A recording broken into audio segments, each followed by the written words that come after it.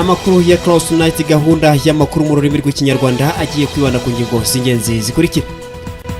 Kuri uyu wa gatatu guverinoma y'u Rwanda yasohoye raporo nshya yakozwe n'abanyamategeko b'i Washington DC bitwa Kaninga Mureve News igaragaza uruhare rw'abayobozi b'u Bufaransa muri jenoside yakorewe abatutsi mu mwaka wa 1994. Guhera mu ntangiriro z'umwaka wa 2018 nta mugenzi ujya mu ntara aturutse Kigali uzongera kwishyura amafaranga mu ntoki nk'uko byari bisanzwe bikorwa.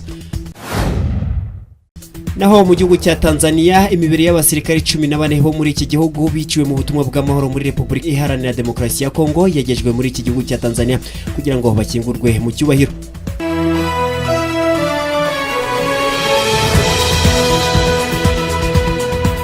N'amakuru ya Cloud TV mwateguriye kandi mugiye kugizwe na Gitashya Biziyare. Kuri uyu wa gatatu guverinoma y'u Rwanda yasohoye raporo nshya yakozwe n'abanyamategeko b'i Washington DC bitwa Kaninga Mureve News igaragaza uruhare rw'abayobozi b'u Bufaransa muri jenoside yakorewe abatutsi mu mwaka wa 1994. Iyi raporo kandi ngo yahawe guverinoma y'u Bufaransa igaragaza ibimenyetso by'uruhare rw'abanyamahanga muri jenoside yakorewe abatutsi harimo n'urw'abayobozi b'Abafaransa, ikanashimangira urugendo rwatangiye rwo kubibaryoza.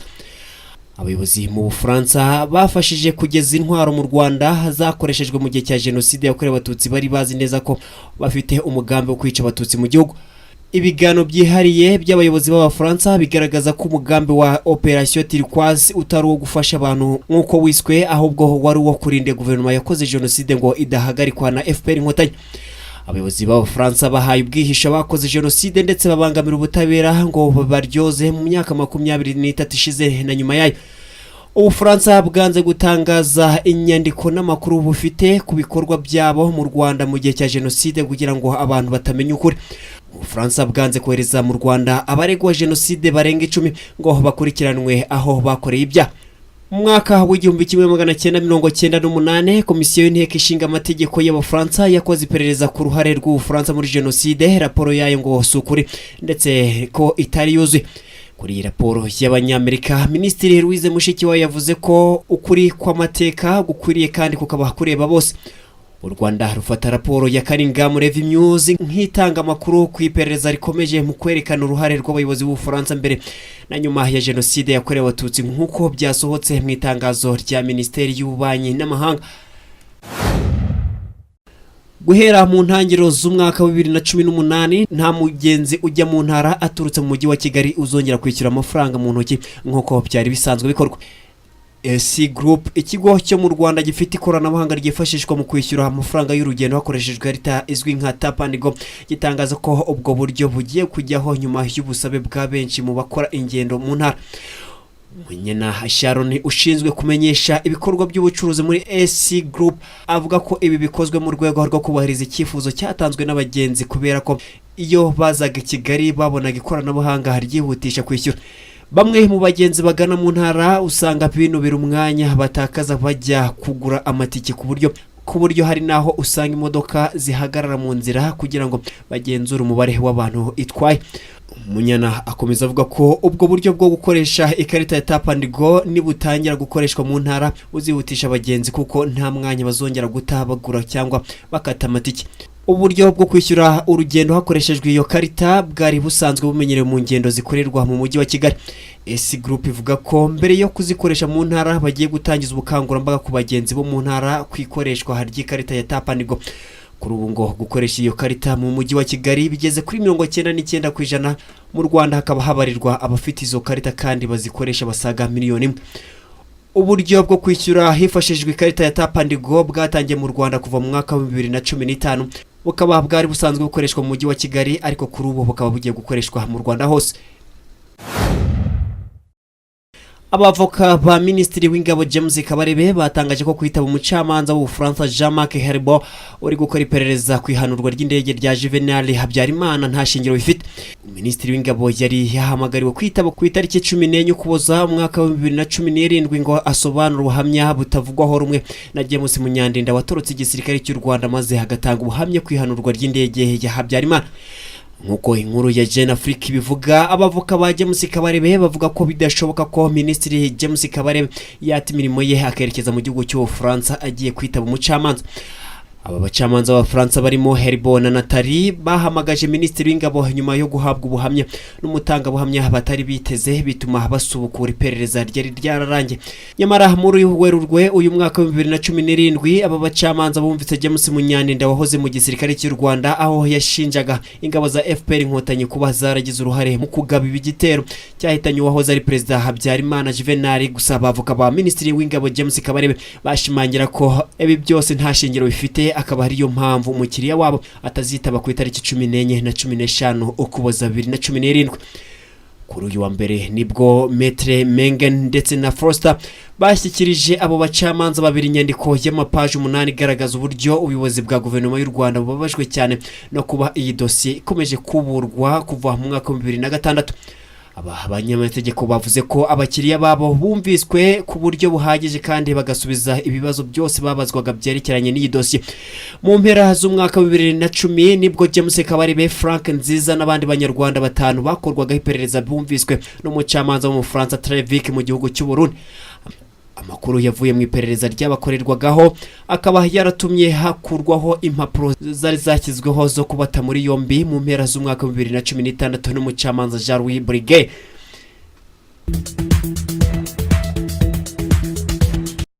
Minisiteri y'Inganda n'Ubucuruzi yashyizeho ibiciro bishya ku musaruro w'ibirayi nyuma yaho abahinzi babyo bakunze kwinubira igiciro bahabwaga n'abacuruzi basanzwe bigatuma bagwa mu bihombo bya hato na hato.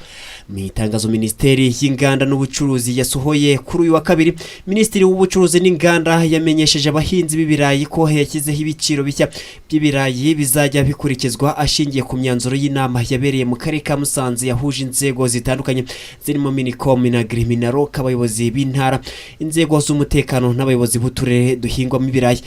Itangazo rikomeza rigaragaza ko amakoperative ariyo azajya acunga kandi hakagena imikorere y'amakusanyizo y'ibirayi kandi umusaruro wose w'ibirayi ukabanza kunyuzwa ku makusanyizo yabyo mu rwego rwo korohereza abaguzi. Imbonerahamwe y'ibiciro bishya yerekana ko ibirayi byo mu bwoko bwa Kinigi umuhinzi azajya ahabwa amafaranga ari hagati y'165 n'170 ku kilo. Kubigura ku makusanyizo n'amafaranga y'u Rwanda 177 n'182 ku kilo, mu gihe kubiranguza bigeze i Kigali ari amafaranga 205 ku kilo, naho abacuruzi bakabigurisha ku mafaranga 220 ku kilo. Gusa ubundi bwoko bw'ibirayi nk'amabondo ku ruseke, peko cyangwa se kuruza umuhinzi azajya gurirwa ku mafaranga ari hagati y'135 n'140 ku kilo, ku makusanyirizo bakabigura amafaranga 152 ku kilo, byagera i Kigali bikaranguzwa amafaranga 170 n'150 ku kilo, naho abacuruzi bakabigurisha ku mafaranga agera ku 190 ku kilo. Minisiteri y'Inganda n'Ubucuruzi ivuga ko ibi biciro bigomba gukoreshwa mu gihembwe cy'ihinga cyose kandi n'amakusanyirizo agakoresha iminzani yujuje ubuziranenge ku bufatanye n'ubuyobozi bw'inzego zibanze. Bibaye nyuma yuko abahinzi bagaragaje ko basinyishwaga ku ngufu ko baguriwe ku mafaranga 140 ku kilo, nyamara bagahabwa amafaranga 100 yonyine. Ibi bikaba byarahagurukije minisiteri 3 zirimo Minisiteri y'Ubuhinzi n'Ubworozi, Minisiteri y'Ubutegetsi bw'Igihugu ndetse na Minisiteri y'Ubucuruzi n'Inganda. Abakinnyi babiri b'Abanyarwanda bakina mu gihugu cya Kenya, Kagere Meddy ndetse na Tuyisenge Jacques bari ku rutonde rw'abakinnyi 8 bazatoranywamo abahize abandi muri uyu mwaka w'imikino wa 2017 muri shampiyona y'igihugu cya Kenya. Urutonde rw'abakinnyi bahize abandi muri uyu mwaka w'imikino ushize rwashyizwe hanze n'abanyamakuru b'imikino mu gihugu cya Kenya.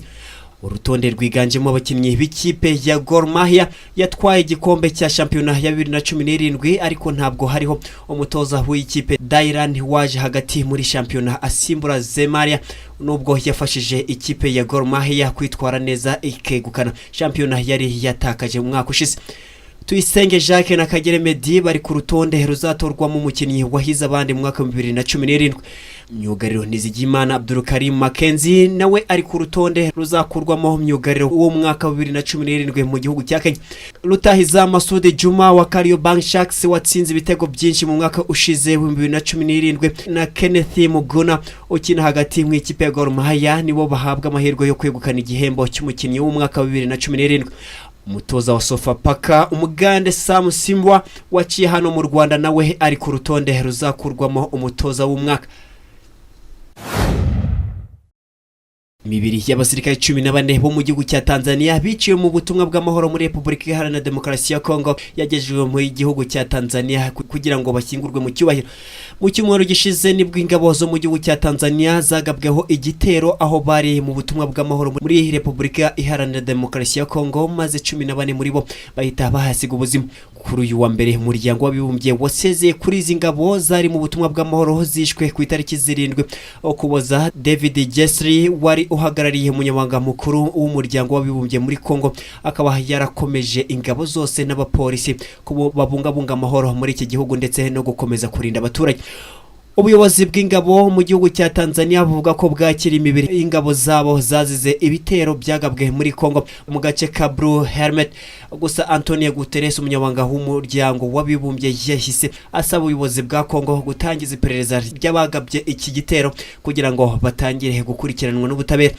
Kugeza ubu ntiharamenyekana uwaba yagabye igitero ku ngabo za MONUSCO zikorera mu majyaruguru ya Kivu, gusa harakekwa abarwanyi bo mu mutwe wa ADF bahora bashyamiranye n'ingabo za Kongo FARDC. Nkuko tubikesha umuryango w'abibumbye, iki gitero cyaguyemo ingabo 14 zo mu gihugu cya Tanzania zibungabunga amahoro muri Repubulika Iharanira Demokarasi ya Kongo, abandi 44 barakomereka mu gihe umwe yaburiwe irengero.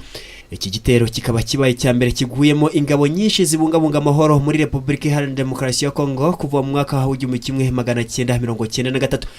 Abagore n'abagabo basaga miliyoni 1 bamaze kurokorwa n'ingabo z'umuryango w'abibumbye zibungabunga amahoro ku isi kuva mu mwaka wa 1948.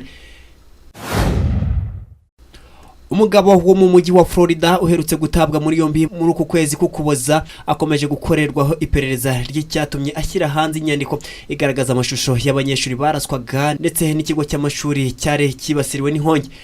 Robert Paul Alexander Edwards w'imyaka 33 yafunzwe azira gutangaza ibishushanyo bitera ubwoba abaturage, aho yashushanyije umuntu witwaje intwaro wari umaze kwica abantu abandi akabakomeretsa. Ibi bikaba byarakomye mu nkokora Leta Zunze Ubumwe za Amerika imaze kubura abanyeshuri bicwa muri ubu buryo. Ibi akaba ari nayo mpamvu yatumye atabwa muri yombi. Biteganyijwe ko Edwards aramutse ahamwe n'icyaha urukiko rwamuhanisha igifungo cy'imyaka 15 ndetse agatanga n'ihazabu y'amafaranga ibihumbi 10 by'amadolari y'amanyamerika.